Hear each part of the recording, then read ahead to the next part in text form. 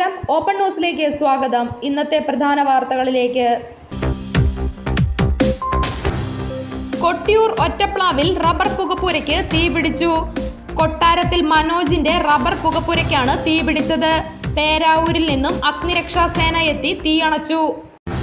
Kolayad buds സ്കൂളിന്റെ bus വീട്ടുമുറ്റത്തേക്ക് മറിഞ്ഞ് 5 വിദ്യാർത്ഥികൾക്കും ആയയ്ക്കും പരിക്ക്. പരിക്കേറ്റവരെ കൂത്തുപറമ്പിലെ ആശുപത്രിയിൽ പ്രവേശിപ്പിച്ചു. ഇന്ന് വൈകിട്ട് 3:30യോടെയാണ് സംഭവം.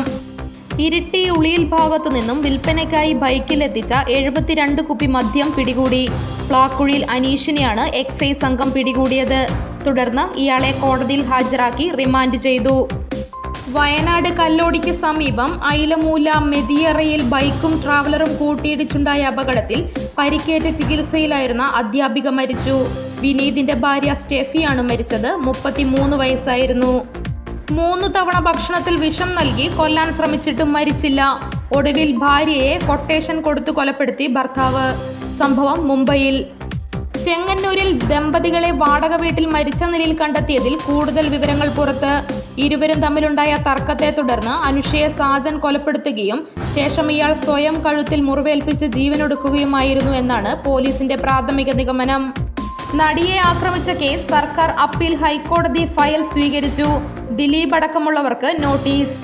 കോട്ടയത്ത് അനുവാദം ചോദിക്കാതെ ചക്ക എടുത്തുകൊണ്ടുപോയതിന് അയൽവാസിയെ കൊലപ്പെടുത്തിയ കേസിൽ പ്രതിക്ക് ജീവപര്യന്തം കഠിന തടവ് പിഴയും വിധിച്ച് കോടതി. പ്രശസ്ത ചലച്ചിത്ര സംവിധായകൻ വിജീഷ് ഐ.കെ. മസ്തിഷ്ക സംബന്ധമായ രോഗത്താൽ ചികിത്സയിലിരിക്കെ അന്തരിച്ചു. തൃശൂർ ജില്ലയിലെ എങ്ങണ്ടിയൂർ സ്വദേശിയാണ്.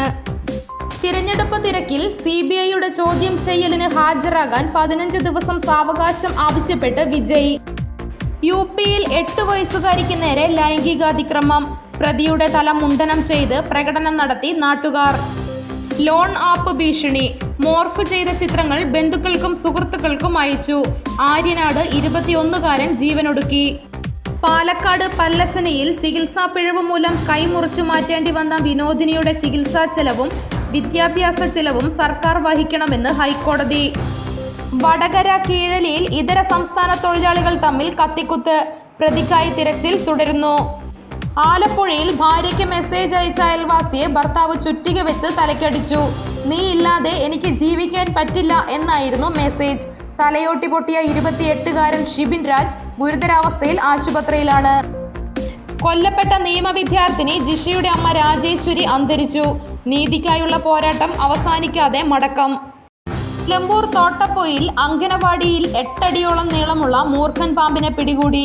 അങ്കനവാടിയിലെ അടുക്കളയ്ക്ക് സമീപം പാത്രങ്ങൾക്കടിയിലാണ് പാമ്പിനെ കണ്ടത്. ആലുവ റെയിൽവേ സ്റ്റേഷൻ കവാടത്തിൽ നിന്നും 8 കിലോ കഞ്ചാവുമായി അതിഥി തൊഴിലാളി അറസ്റ്റിൽ.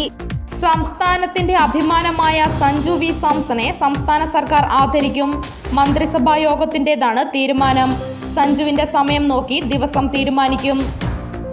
ഈ സർക്കാരിന്റെ കാലത്ത് വ്യവസായിക മേഖലയിൽ വലിയ കുതിച്ചുചാട്ടമാണ് ഉണ്ടായിരിക്കുന്നത് എന്ന് വ്യവസായ മന്ത്രി P. രാജീവ്. 5 വർഷം കൊണ്ട് തങ്ങൾ ലക്ഷ്യമിട്ടതിനേക്കാൾ വലിയ നേട്ടങ്ങൾ കൈവരിക്കാൻ സാധിച്ചു. രാജിയില്ല. ഭാര്യയോട് മാപ്പ് പറഞ്ഞ് എല്ലാം ഒത്തുതീർപ്പാക്കി ഗണേഷ് കുമാർ. മുഖ്യമന്ത്രിയെ നേരിട്ട് കണ്ട് കാര്യങ്ങൾ വിശദീകരിച്ചു.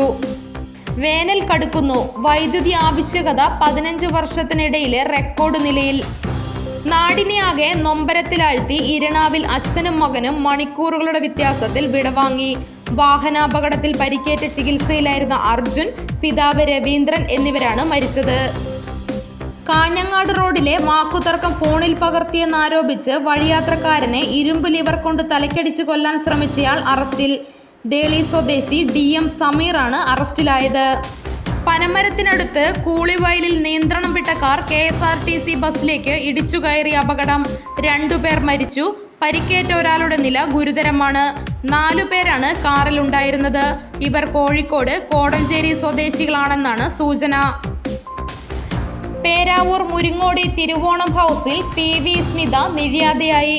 48 വയസ്സായിരുന്നു. ഇന്നത്തെ സ്വർണം വെള്ളി നിരക്കുകൾ. ഗ്രാമിന് 65 രൂപ കൂടി 14,885 രൂപയും പവന് 520 രൂപ കൂടി 1,19,080 രൂപയുമായി. വെള്ളിക്ക് 290 രൂപയുമായി. കേളകത്തെ ഇന്നത്തെ വില നിലവാരം.